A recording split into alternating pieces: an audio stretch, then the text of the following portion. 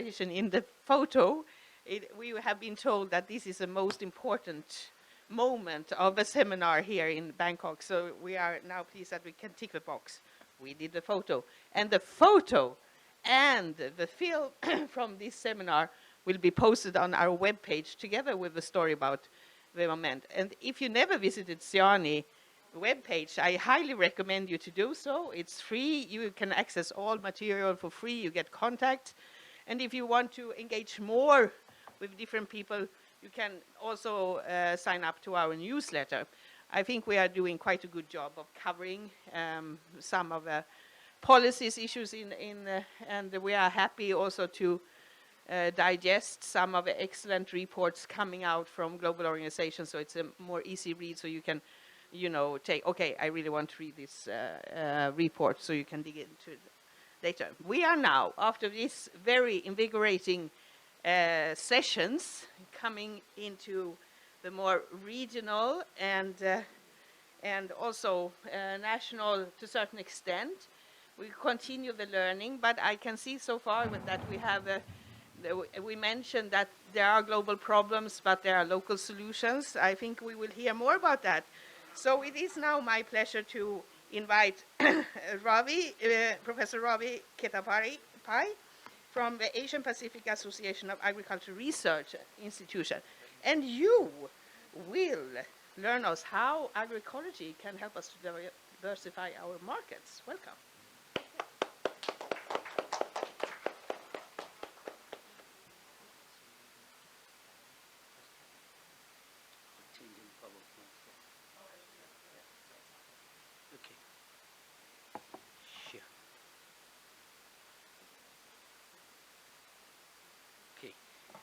Good morning, everyone. First of all, a big thank you to SIANI for having invited me here to speak on what we do as Asia Pacific Association of Agriculture Research Institution in the field of agroecology, and more so what we really intend to do, which I would like to present. I registered for this network meeting to learn, but I was asked to speak. So I only registered. I wanted to know what is going on, actually. Well, learning is probably more important than speaking, I believe, for us to really move ahead. Well, with this brief background, let me, because I probably have much more number of PowerPoints than the allocated time, so I'll be giving you a glimpse of, I'll be conveying the essential message, and you'll have a copy of the PPT, I believe, from the organization. I'm not going to go through it very seriously, but I look at the critical part of it. Sorry. Okay. Now, I represent APAARI, where our major mission is strengthening agri-food research and innovation system, actually, for sustainable agriculture development in the region. And we work with 22 member countries, UN member states in Asia and the Pacific, and we have a lot of international other organizations which are member of our organization. And we have our programs, our thematic areas, but the key point is we do projects based on needs of the country, which are sponsored by World Bank, which are WTO, EU, Agence Française de Développement, the French Agency for Development, for FAO Rome here, I mean, not from FAO Bangkok, ACIR Australia, from USDA, from Global Forum of Agriculture Research and Innovation, and FICCI, a Chamber of Commerce in India. Okay, now, topic is diversifying markets through agroecology. So it is not agroecology I'm asked to speak, because it is not agri-food system which Madeleine has arranged. It is food system, she said, urban and rural and bridging. So, but I would like to give you a brief definition of agroecology as given by FAO, which will sum up like what we are going to have, what kind of market, how we have to move forward. So agroecology is the holistic integration of concept and principles of ecology. It is ecology which we all learned in our school and colleges, where science and technology, practices, economics, political, and all social processes have now been mingled and made a cocktail of everything, with which we can have a some kind of food, agriculture and food production to consumption, everything we can look at in a different scale. Now, if you look at Southeast Asia, where we are right now, this actually the concept came up in the early 90s in the greater Mekong region. And then there were strong ecological foundations which were there with the subsistence integrated farming combined with crops, livestock, and trees which came up.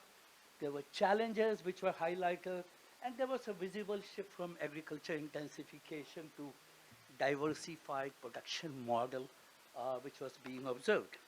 And we at APAARI, we had been playing our small game as an important player, working on various aspects of agroecology, where we tried to work on forgotten food with a global plan of action from FAO on that, and we tried to engage with stakeholders on biopesticide, especially the importance of trade, One Health project, public health, animal health, plant health, and the ecosystem health that we have initiated the project, and the biosecurity and biodiversity, and then agroecology per se.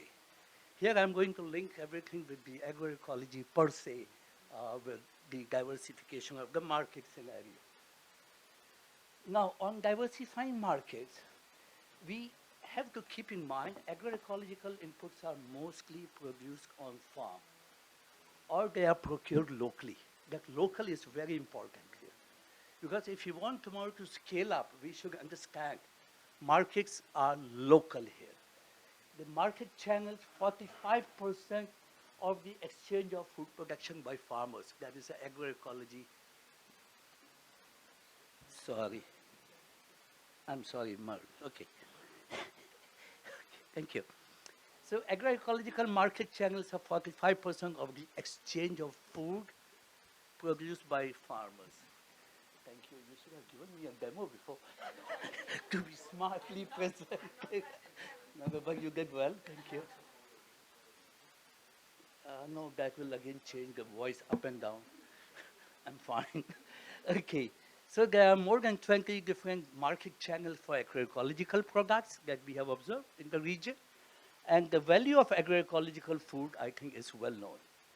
But there is a need for market diversification. We need to promote resilient food system, empower smallholder farmers, enhance ecosystem, biodiversity, and so on. So the need for market diversification has been felt. And if you look at the key aspects of market diversification, is to tap into new markets, number one. Then the types of the market diversification is market segmentation, the product diversification, the geographical diversification. All that is now being considered. Community embeddedness is very crucial. Innovative business model is what we all are actually trying to have in our own way, in our given projects, our approach to work, and the supportive policies and strategies, which is better if they are aligned with the SDGs. Okay, now if you look at the agroecology market growth and projections, the compound annual growth rate is now 9.9%, which means right now we have about 15 billion international market for sustainable agriculture, which means when I say sustainable agriculture, it is mainly agroecology or from natural farming or from conservation agriculture, all inclusive, and which is likely to grow to $22 billion in the coming 3 years. Now, if you look at this PowerPoint, is a very important PowerPoint, and a lot of homework has been done by FAO in selected countries to look at the channels, like the various channels which are in the market segment.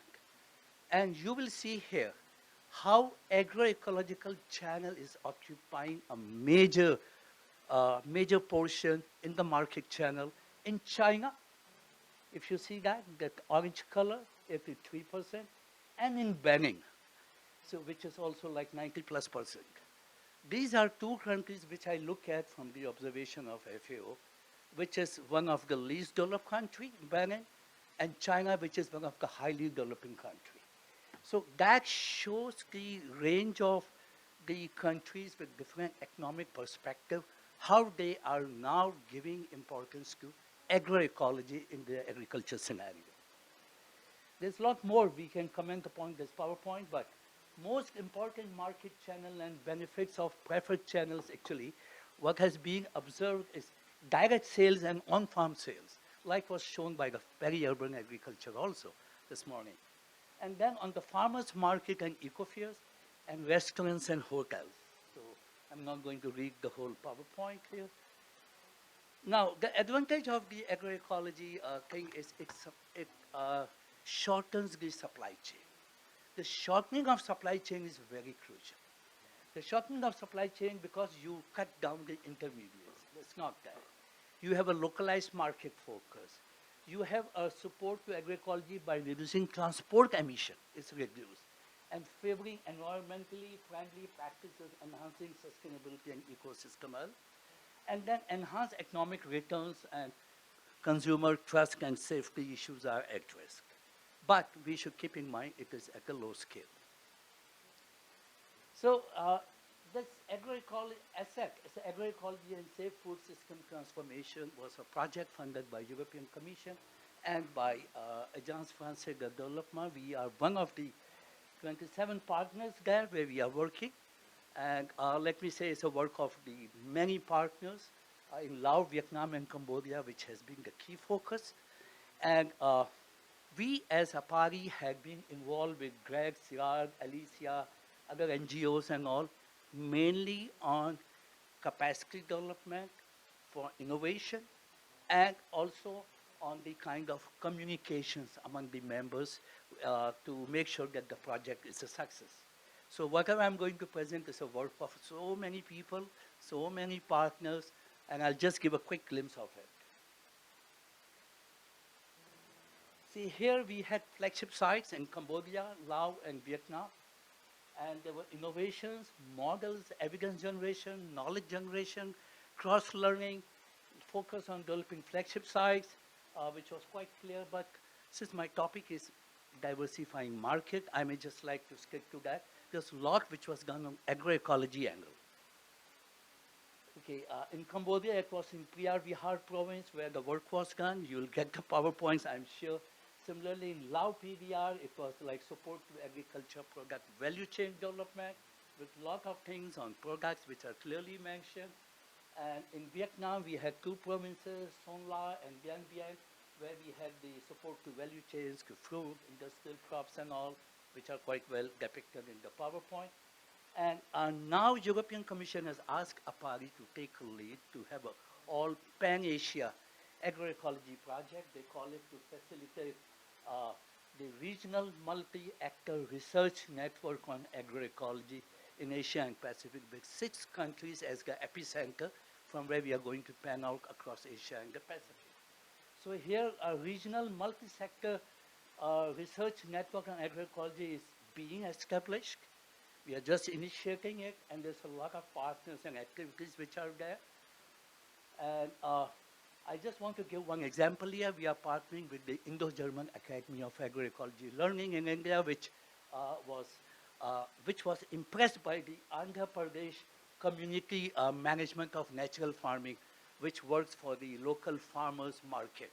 So with their work, we have partnered with them, which is a GIZ project of $30 million and coming up in a big scale, and one of the biggest approach by any state in a country, which give full importance to natural farming and agroecology.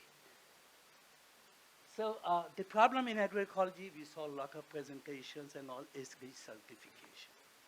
There are many options of certification: organic, fair trade, Demeter, Rainforest Alliance, participative renting system, and Union for Ethical Biotrade.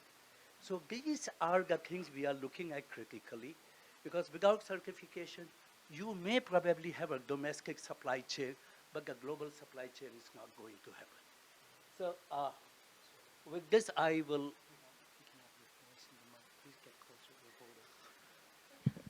Something wrong with me, yeah. Closer, closer, closer. Okay, thank you, Arad.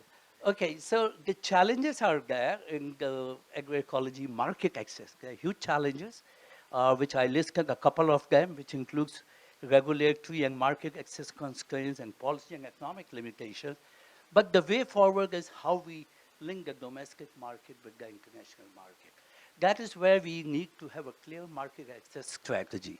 And the market access at a global level will not work only with the certification system we have for agroecology products. It will require a lot of compliance to codex norms for food safety, to the International Plant Protection Convention norms for plant pest control, and to the World Organization of Animal Health from the animal health and the animal products angle.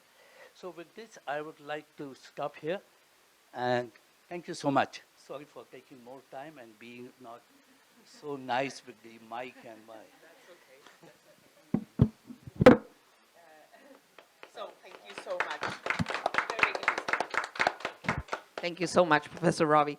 I I just want to comment also that SIANI is also part of a collective action for agroecology that is now launched by GFAR, and we are working in Sweden. So please connect with us also, because we are one of our tasks is also to share, and I think that's what brought us into that collective action, because we have this very good capacity to share and to make people aware.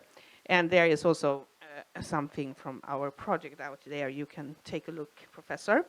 Yes, so let's continue. We are now going to India, and it is my pleasure to introduce to you Madhu Ramnath from the Non-Timber Forest Product Exchange Program in India. So Mr. Madhu and his team, they have been collaborating with SIANI a couple of years ago during a very difficult time. It was during the pandemic. We did a very nice work. But now, today, we will hear more about wild foods decline, culture, and language. And I think that's very topical and a very good question. So please come.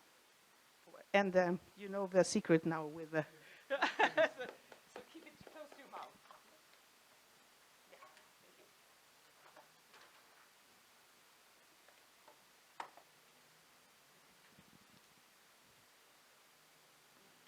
Good morning still. Thank you, Madeleine, Johanna, the exchange groups of the SIANI network, and friends online who may be watching, listening. I don't have a PowerPoint, so it's going to be a different thing because till now it's been PowerPoints. I'm going to be speaking about wild foods, uncultivated foods, or you can call it forest foods.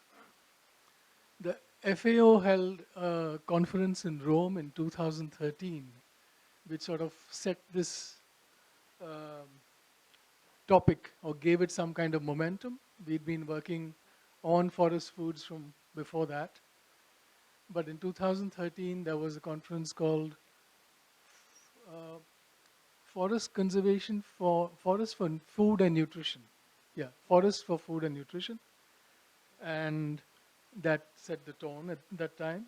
And I also set the context with an FAO report of 2020, where they had mentioned that it's most likely increased now, that there were 382,000 species of vascular plants, and of which over 6,000 had been cultivated for food.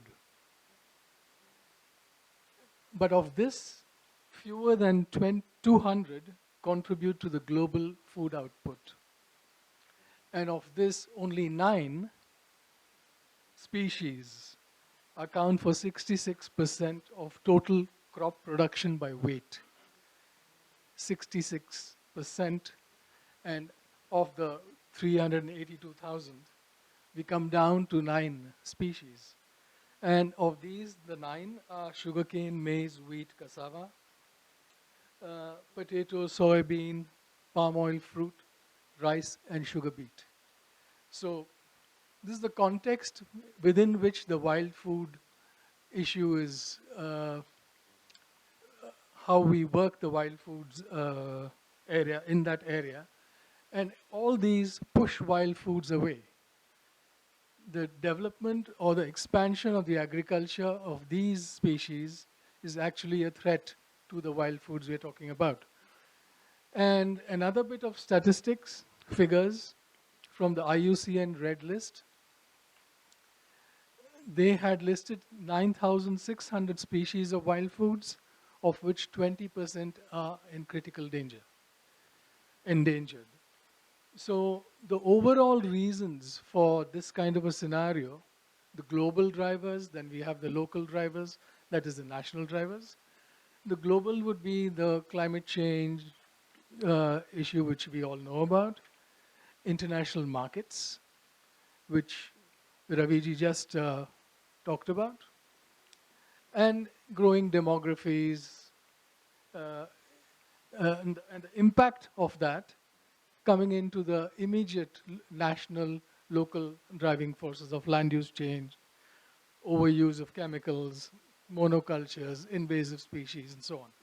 So this is the context within which we are working with the wild food theme.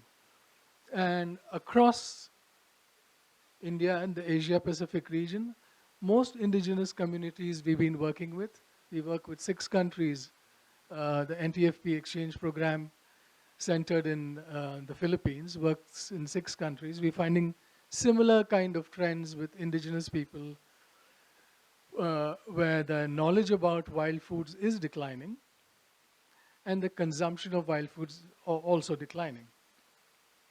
And the main reasons also seem to be quite common across the region, where wild foods, forest foods are not something included in food security policies, in their export and in their imports of foods, in their subsidies about foods, and the official oversight of forest foods in rural and indigenous diets is quite common across the region.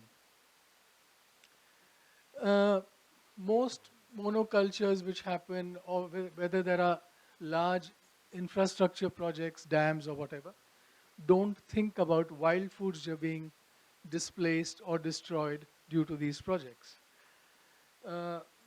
And much of mainstream agriculture delinks food from nutrition and culture.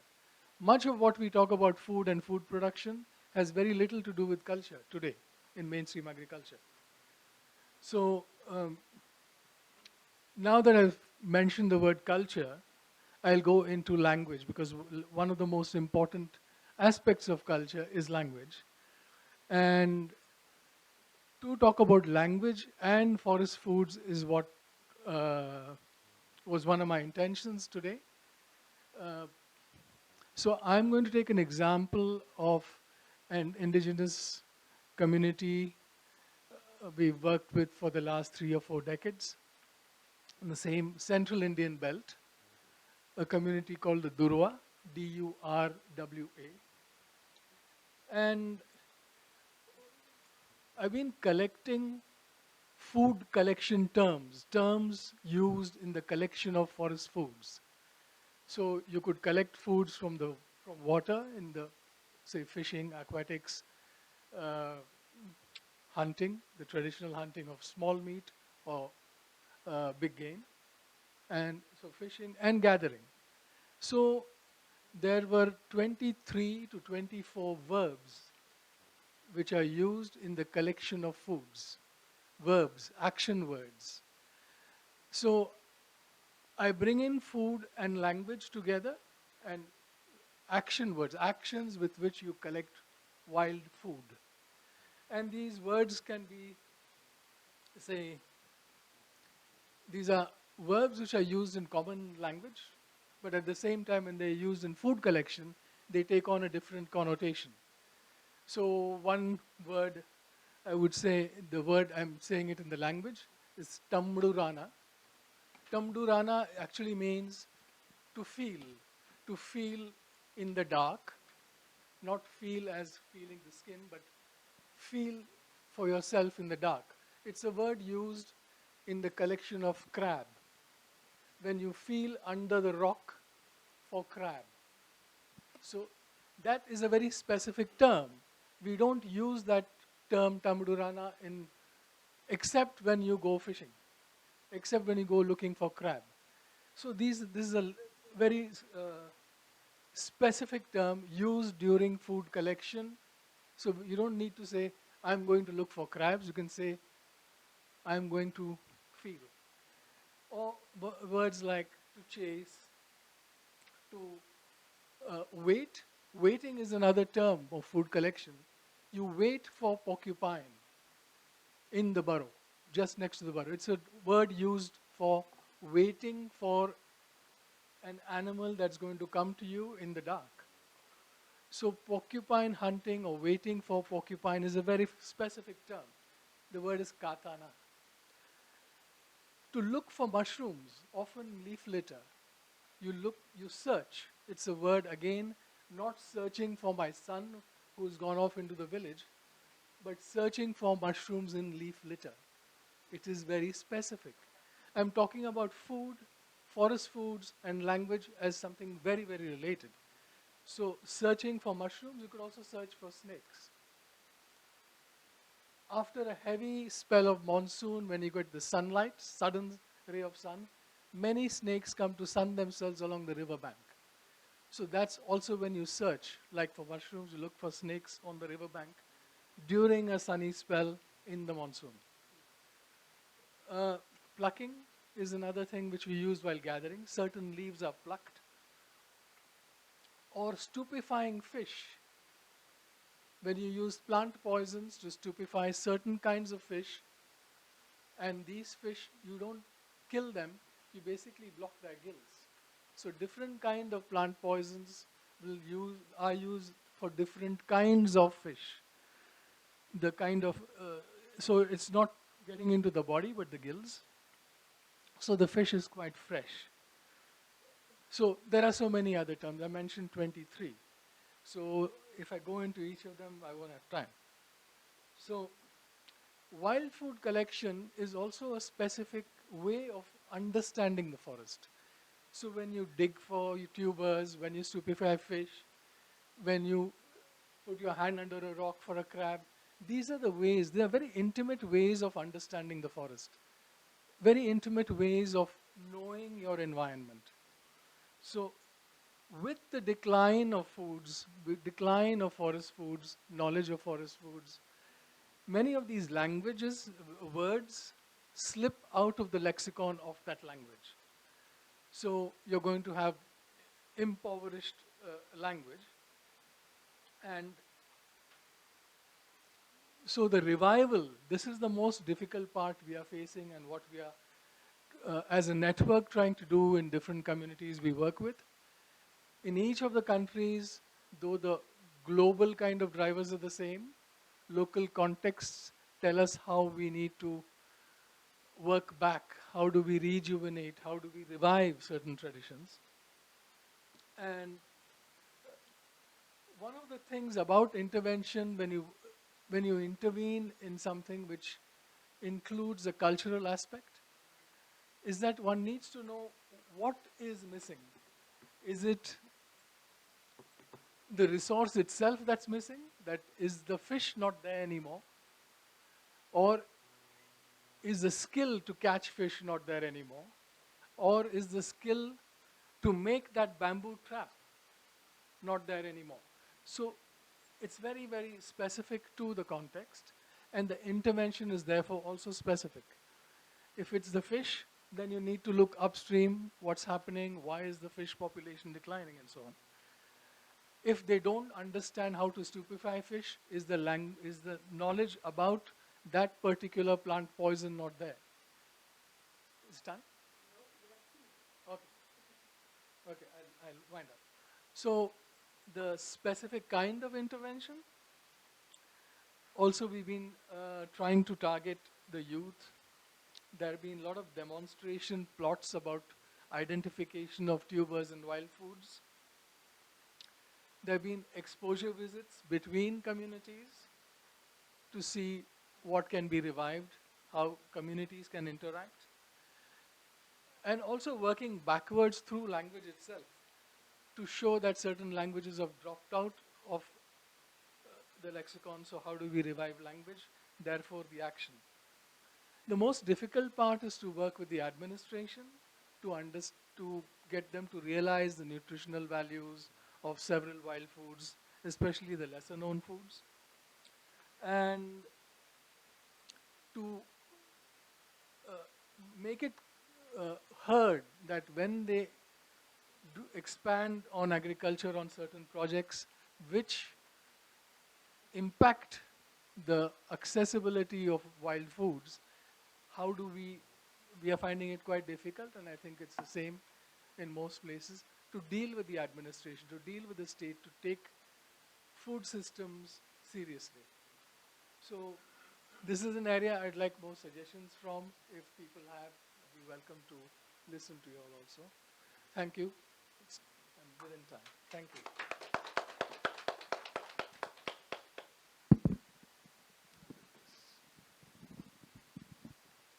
Thank you.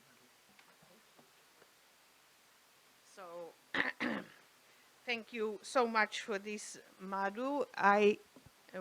You know, we come from a country where we also have a big indigenous group, the Sami people, and they have 300 words for snow.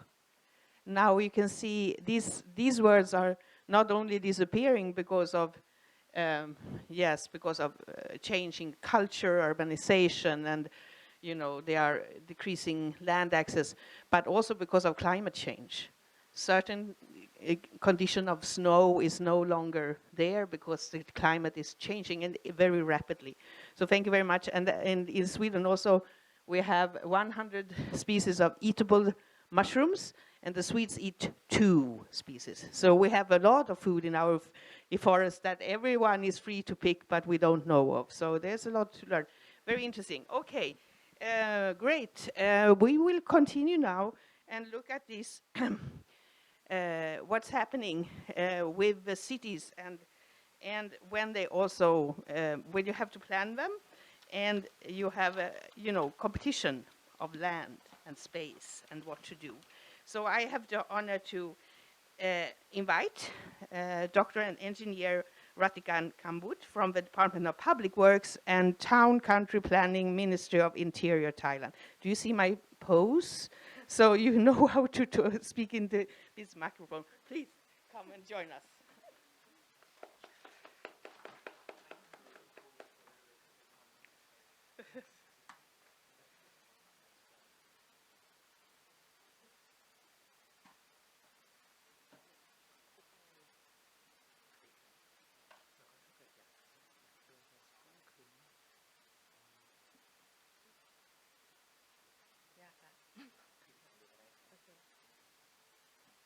Okay. Good morning, everyone on site and online, and also thank you for the ACI and also SIANI and also participants here that give me opportunity to share information about my work in my country, Thailand. And today I have 7 topics that I would like to share information about urban and rural development in Thailand, starting from the National Spatial Plan, what we make a plan for the National Spatial Plan in Thailand, and how agricultural sector involved with the urban planning and urban designer. I would like to start that you might confuse. Actually, my background is soil science, and then I'm starting from agriculture, and then move to architect, and then at the end I move to engineer, because the surveying starting from soil survey, and then we use the total station the same, and then all subject is really went together. And starting why the agricultural sector move into the urbanization. Actually, our area starting from the vacant land, and then the forest come, agricultural come, and then the people come, and then urbanization starting. You see, like the last 30 years, Bangkok changing a lot. In the past, we study about urban planning. We focus in New York from the big city, mini city, and now Bangkok also changing to be like a metropolitan. And how can that, right now, we would like to bring back to the nature again. How can Bangkok can come back to be as harmonized with the nature, balance between construction, urbanization, and nature and agriculture. That means this is our challenge in the future. I show you not about the building, but I show you about the green space in Bangkok. And in this green space, can we change not only for the plantation, can we change to be like a agroforestation? That also we deem in the next 20 years for Thailand and Bangkok too. And I would like to start just 30 minutes about my work, National Spatial Plan. Actually, Thailand still right now, many years we have social and economic plan, 13, 13 time already. But for the national physical plan, we still didn't have the public national physical plan. We have a guideline, and we have to review many information about economic, social, how about the World 10, like during this time, the APEC starting in Lima, Peru, also interesting about the agricultural that the China also focus in the Peru about the agricultural sector there too.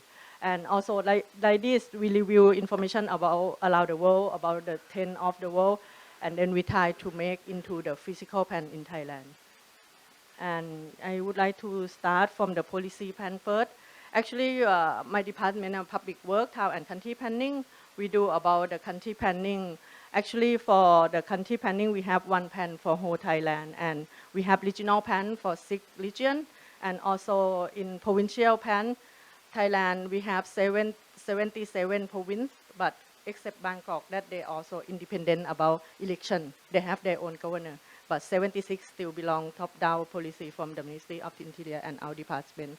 And also we have the law and regulation to thought about the land use planning, about the zoning in the comprehensive plan. And also we have design for the city, like urban design in specific case, like conservation area, also disaster area, also about economic zone area that we design in a specific plan level. And this is the whole Thailand today. Actually, we have many sectors, but today I would like to focus for the 3 sectors. Start from the land use plan. Thailand have forestation about 32.8%, and agricultural around 50%. And this is mostly the forestation is on the north of Thailand, and agricultural is whole our country. But for the linkage between forestation and agricultural is changing a lot because the forest reduced to be agricultural and agricultural sector, and then agricultural sector change to be the human settlement area. That means we try to preserve and try to increase more forestation during this time. And also with the urban and rural development, we have the linkage between urban, peri-urban, and rural. That means we don't only focus for the urban area, we also have a linkage, green corridor concept, and also rural area. And this is the information for whole country. And that's why I show you that we divide to be 6 regions in Thailand, and we didn't look after only Bangkok, but we look after Bangkok metropolitan region, including for the 6 province, because Bangkok is expansion. If we only focus in Bangkok, that means we cannot see the linkage between the city around Bangkok too. And this is, I would like to focus today about urban core, peri-urban, and rural development. Actually, Thai culture, nature is together. We cannot start only for the, we have to have our culture that we try to keep like a Thai traditional way, and also we mix the nature back to the city. And this is my design one that we follow the concept of the sufficient economy from the late King Rama IX. And this concept, like we call in Thai, like Kok Nong Na model, we design so many city in Thailand with the landowner would like to involve with the smart land management. We try to design the small pond for the fish, and also divide the area for the agricultural area, and also the herb in the land, and also the settlement area like a housing in there too. And this is like a little concept that we design for some city that the landowner interested to have this design. And yeah, during the COVID-19, this is my garden because I also live the outskirts of Bangkok near Suvarnabhumi Airport. Like the BMA lady this morning, she mentioned about 10% in Bangkok. We still have some agricultural land. And those area also we can go some herb because Thailand also famous about herb plantation, and we have the biodiversity about the plantation here in Bangkok too. And I can say during this time, new generation interested to go the plant in their home, especially like my colleague in office, we also make it make it in every in the office too. And this is during that time. And Hawaii also in school and kindergarten, we also make it. We have a campaign to do it in some time for our department. And actually, we respond for the 76 department, 76 headquarters for the Department of Public Works, Town and Country Planning. We engage them to make it the herb garden in our office in 76 province too. And this one is the one that I'm sure this is the draft plan for the BMR. And we're talking about core urban area. Peri-urban is mean the linkage between urban and rural. And what I would like to suggest, if we can encourage the people to make it outside Bangkok, that means the green corridor concept. We used to use like a setback green corridor along the river or along the transportation highway or along the district administrative border. If that area can change, not only for the green corridor concept, but we can change for the plantation to be agro-tourism or agro-plantation, that will be help for this area to have like a belt, green belt for changing to be like a food garden or not only for only the garden. That's my suggestion for the BMA linkage green corridor. And this also rural area, Thailand, we living with the water. We know that also Lotus, also the one produce that we would like to re-nature back for the folding garden. And this will be the good concept that mitigation and adaptation for the climate change and plantation also have to be something that Thailand used to have, like a folding garden and this concept. Oh, sorry. And yeah, because I'm from the Department of Public Works, Town and Country Planning, actually we do the design infrastructure and we try to link it between blue-green infrastructure. But if we can change in the future along the canal and change to be like plantation for the garden, food garden, not only for, and also vertical garden too. I mean, during the construction, if we have more plantation about agricultural plantation, and this one will be held in rural and urban area about food security. Yeah, the design along the canal, we would like to change. Yeah, and yeah, as you asked in the morning, not only for Bangkok and also in Chiang Rai, we have Doi In Si that implement about agricultural land, and also many area in Thailand we support about agro-tourism in Thailand too. Yeah, should be fine. And yeah, for the ministry, under the Ministry of Interior, we respond SDG number 1, no poverty, and then food security is one term that we launched the campaign. And also for the Department of Public Works, Town and Country Planning, we respond for 11. We try to manage more green area, and if we can make agricultural land and agricultural activity in the Go 11, that will be success for the green area for Thailand. Yeah, thank you.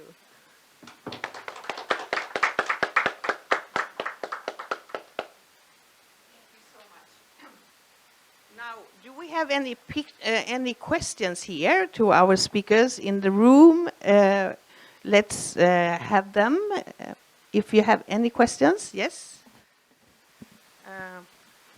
Please. Thank you. I have one specific question to the colleague from APAARI who presented on diversifying markets on agroecology. My question, I mean, the presentation was good, great. And in Nepal, we are kind of facilitating in the development of this national agroecology roadmap in Nepal, and we have identified that the market is one of the key pillar if we want to kind of transform the agroecology.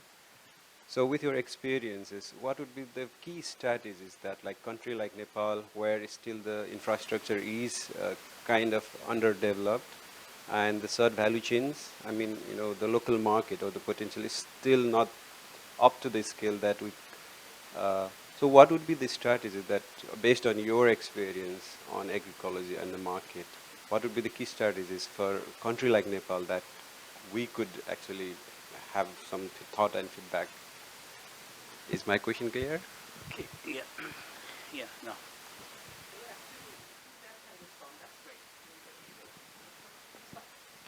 Okay. Thank you for the question. Nepal is a unique country among all in Asia and Pacific, landlocked between India and China. And the strategy for marketing in Nepal will have to be quite unique because of the kind of a geography of Nepal, the mountainous region which is there. So you cannot expect big supermarkets and those kind of a thing which will really flourish there. You need to have, this agroecology can work very well, marketing, because you need to have a kind of a diversified approach of having the local farmers market, which has to be backed up by some good cooperatives. And there are some good cooperatives and aggregators, which will become very crucial. Because I've worked a lot in Nepal, and even if you go up to the Annapurna Hills, you see on the Tarai area, the base camp, before you do mountaineering, we do have very good aggregators. So aggregators, the cooperatives, they need to be encouraged more and more, where the agroecological products can go, and there has to be more and more of local market, which should mushroom around. Thank you.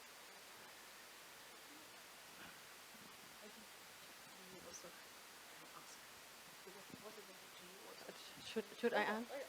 Okay, because you were looking at the lady. Sorry. Now, do we have more questions in the room for the speakers that we heard? Do we have any questions online, Jonna? Okay, so now we have also, we will have the last session where we will reflect a little bit on everything that has been said, and we will try to understand where we go from here. Maybe we can't, but we will have a little bit of a forward-looking also. So I have really, we are waiting for 2 chairs, so I can invite another recruited speaker to our session, which we called out last week. It is now super nice to have with us Professor Sridhar Dramapuri, who is the Senior Food and Nutrition Officer at FIO here in the region. And we had a conversation, one of our dialogues online, a couple of years ago, when we were trying, after the food system dialogues in the UN, see how can we work together and what's happening after this big push for working in systems and involving all sectors. And at that time, we didn't really know where we were heading, but maybe we understand better now. And so, please, Sridhar, you take a seat, and we will have a short conversation. I don't know if we need one more. Yeah. We managed with one? Okay, we will not fight. Okay, great. So, I think maybe in case there's questions, I can run in. Can you see us now behind the roll-up? I hope we... Yeah. So Sridhar, now, thank you so much for joining us. It's always a pleasure to have you here, and it's even more pleasure to listen to you. So you have heard a lot of presentations before. Maybe you knew everything when you came in here, or what are your reflections from the morning? Well, thank you for inviting, and as you said, we have met online, and that was during the terrible time of the pandemic, but things have changed since then, so we are all able to meet in person and interact. I think that's very important to do this in person. The amazing thing since this morning has been that there's been amazing diversity of speakers. So we've had engineers, forest experts, beekeeping experts, agroecology, agroforestry, the data people, the urban planners, the public works experts, and so on. And this is exactly what the UN food system process is all about. So effectively, this is in some ways also a food system dialogue that we are having here with so many stakeholders and with so much expertise. And we are not even talking about the expertise of the people who haven't spoken today, because I'm sure there's a lot more also lying under beneath. So I think sharing those experiences both in the urban and the peri-urban food systems, and then as well as what we've heard from the agriculture part, from the value chains part, I think that is equally important. I think that's what has been a standout feature this morning. Yeah, what struck me this morning also is like the need of all the competences and ideas for getting our food system a little bit better working, and it's really, I've been so happy to see all these presentations from Bangkok. Really, it was very encouraging for us, and I think it's an important task for us now to share it, share it efficiently, because we can learn so much. But I think there are still a lot of learning missing in this context. Yeah. So I was wondering also, by listening here, would you say that the pandemic was a wake-up call for city to get organized with their food security? Well, very much. And we know of certain initiatives in this region. Certainly in Bangkok, I think that gave a real fillip or a boost to all the food security programs in the city. Statistically, and let's say, this is not very great news, over the last few years, even before the pandemic, poverty was rising in Bangkok and in Thailand. So increasingly people were becoming dependent on food banks, on free distribution of food. And of course that intensified during the pandemic, considering this is a city which depends heavily on tourism, and that was totally shut down for a couple of years. So that really has provided an incentive for the city not to go through that again. And therefore you've heard a lot of experiences today from the people who are associated with those initiatives and the PMA. Also, if you look at certain other cities, like if you look at Singapore, which of course you would count as highly developed, they have an initiative called 30 by 30. So they want to produce 30% of their food locally by 2030. Now that's really ambitious, and if you think the actual change in mindset that a country or a city country which was totally dependent on imports is actually wanting to produce a 1/3 of its food on its own. Therefore, they've modified all their building codes and so on, that any new buildings have to have these facilities for growing food on the rooftop or vertical farming and so on and so forth. Likewise, if you go to the other end of the spectrum, we had a city like Dhaka, which is in probably one of the least developed countries in the world, and they had slums. So when the pandemic actually happened, there was distribution of gardening kits and resources so that they could grow their own food, because the chains were being affected seriously with all the pandemic restrictions. So in many ways, in urban areas, this has been a wake-up call, and we see the responses continuing. Mm. So now I know you are also overseeing nutrition and nutrition development, and we already saw that actually the number of malnourished people is the biggest number in Asia. And of course there are hotspots. We know there are hotspots, but nutrition overall, we heard about wild foods and how it is getting replaced. So we have not spoken about it, but it's around. So what about this ultra-processed food? And do you see a trend of people looking for more natural, organic, or is it still a very small minority? We heard about all this good examples, but still ultra-processed food is easily available and marketed on a way which is difficult to combat sometimes, I guess. Yes, indeed. And again, as Mr. Ramnath said, I mean, from 382,000 species, we are actually dependent on a handful, like 9 species for our food. So our food systems first do not support our nutritional requirements, or at least not in the right direction. So we don't have the requisite nutrition outcomes. So we publish every year the state of food security and nutrition, including the regional report. And here in this region, we have more than 350 million who are malnourished. The statistic on the cost of a healthy diet. So cost of a healthy diet, which meets all your nutritional needs, is $4.2 per day per person on per capita on parity basis. So what you see here is that literally in any country, the cost of a healthy diet is unaffordable. I mean, it's literally not. Even for people in this room, whom I believe as a group of professionals who otherwise earn well, even for them, it's probably out of reach. So that's where we are. And this is in a region where we have some of the highest producers of rice, fruits and vegetables, of milk, of eggs, of pork, of fish, and so on. So it's a paradox that such a high food producing region actually has such poor nutritional outcomes.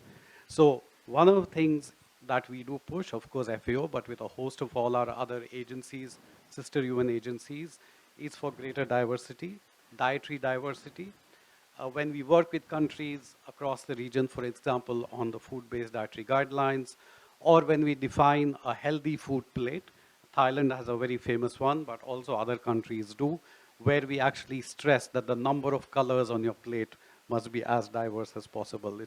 And it should not be white because of rice, but reduce the white and increase the yellow and the red and the green and all the other colors. So that makes for a healthy diet. The other thing that is probably we are trying to push, and particularly with some of the bigger countries in this region, such as India, is on public policies through the public distribution system. So many of these countries do provide huge amounts of food to their public distribution system, either for free or at very highly subsidized rates. But what can be done to improve the diversity of the food supplied through the PDS so that you actually have affordable, healthy diets for everybody? I think that is actually the game changer in this region. If we can turn the dial on that policy, then in a few years' time, you will see these nutrition numbers actually beginning to improve once again. So there is a lot of work to be done because this is essentially ground zero for malnutrition, as we see it. So we keep working on that. Yeah. I think it's a lot of work to be done on that aspect globally. So we are also affected by it. But I would also like you to say something about every year there is a high-level panel of expert report coming out from the Committee of Global Food Security. It's a committee, it is a multi-sector committee at FIO, hosted by FIO, WFP, and IFAD, and they meet every year and they produce a high-level panel expert report. And this year it was about urban and peri-urban food security. So would you like, since we are here in this metropolitan city, and I think that report is not only for now, but it's forward-looking. So if you can say something, I know you're not so prepared, but maybe you can at least mention something. Yeah. Yeah, thank you. I mean, this is an important question anyway. So even as, you know, the flyer for this meeting talked about the rate of urbanization. So, and it's clearly reaching 50%, at least in the Asia-Pacific region. So by 2030, the SDG 2 numbers or the achievement of SDG 2 will actually be determined by what's happening in the urban areas and probably a little less than what's happening in the rural areas. So that's why this conversation is so important. So the HLP, the CFS, so the Committee for Food Security, they set up this group to put out a report on urban and peri-urban, particularly in terms of food security and nutrition. There were a few areas that they particularly emphasized, and today we actually heard from quite a few the work that's going on in that. So the first one was on production, so urban production. We heard quite a bit from Bangkok, and I mentioned some other examples as well. The second is on actually midstream activities, so activities such as through school feeding. There are a number of school feeding programs. I think our sister agency, WFP, does a lot of work on that across the region. So do we, and also with other agencies such as UNICEF. Like in Mongolia, we have this program on school lunches, and these lunches come from food which is grown by small producers, so therefore short value chains, which also results in less wastage and so on, more affordability, and of course, livelihoods for those who are involved in the process. The other thing is on regulating the trade or looking at the trade overall within the city or within the peri-urban and urban areas on the movement of food. Now, in some cities like Dhaka, we've done studies using GIS where we see how food moves around. If you notice that in most cities in Asia, what happens is, and this development happened like maybe 100 years ago, the main market is in the center of the city. So all the food comes right outside from the peri-urban areas, comes to the middle of the city, and then gets redistributed into other markets. So this results in a lot of wastage, a lot of loss, and apart from the fact there's also the food safety risk because a lot of the food actually rots and is prone to food safety hazards, so and contaminants. So therefore, there is again a way to work with the public policy, with the urban civil administration, the city councils, on actually reforming the system. Where do you actually get all the goods? How do you distribute them? And how you can actually, in a way, increase the supply available without actually increasing any production. That's what we actually eventually want to do, because there is a price for a production now, and that comes out in terms of climate change. So we have to balance that cost as well. So we also work with a lot of countries in the region in improving traditional markets. Unfortunately, during the pandemic, traditional markets didn't get a good name because a market was supposed to be responsible for the whole issue. But we all realize traditional markets, food markets, are the primary source of food security and nutrition for most of the population, including like people like us. So it is in our interest that traditional markets survive, but they do so with a higher level of food safety, hygiene, and biosecurity. So these are things that we keep focusing on when we talk. And the last bit, just one more thing, is on food loss and waste.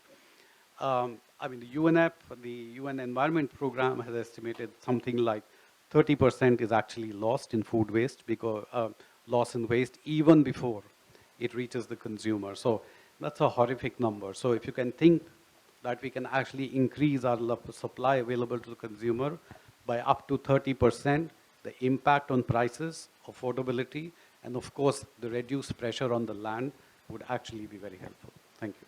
Yeah, thank you so much. So now the last question.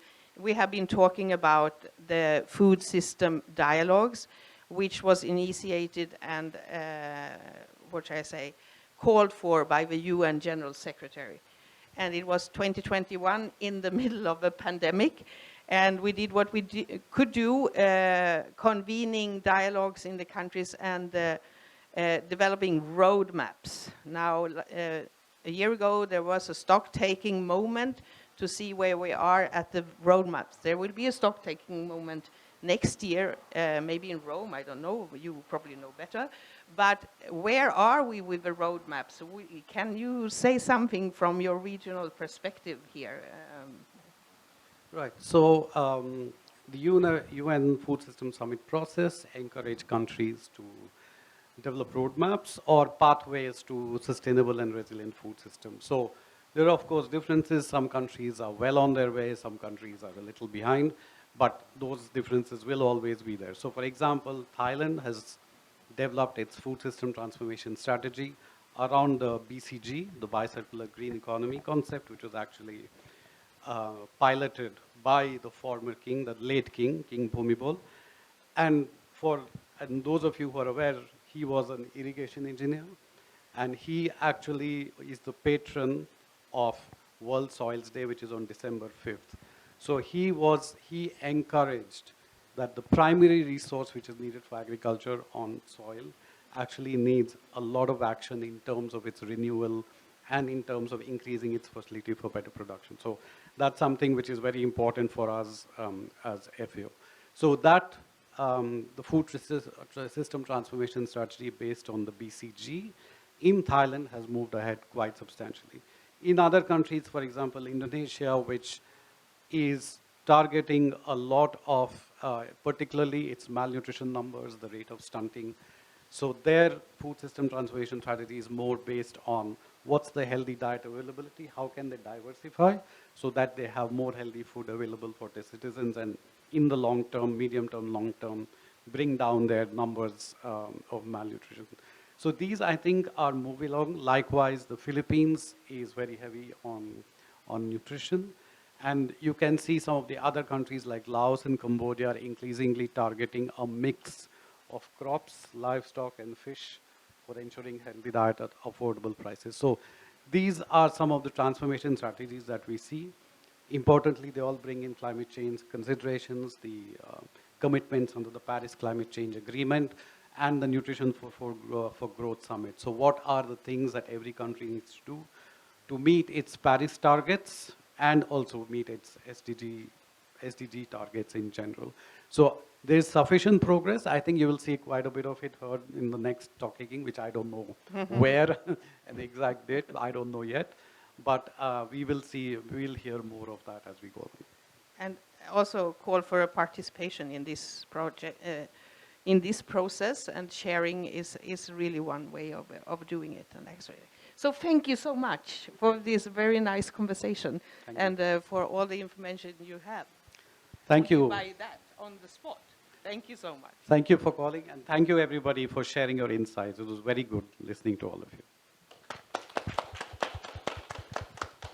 So now, next on the program, I guess it's a nutritious, invigorating meal outside of here. And I'm sure we're going to have a lot of nice vegetables and greens and maybe some reds and whites. Yeah, so the lunch is on floor 2, so we'll have to take the elevators down to floor 2, and there I've been told that there should be a table, yeah, for us, or one or many. And yeah, we'll meet here at 1:30 again, and then we will do more of talking, less of listening. So we really look forward to hearing all of your ideas then. Thank you so much.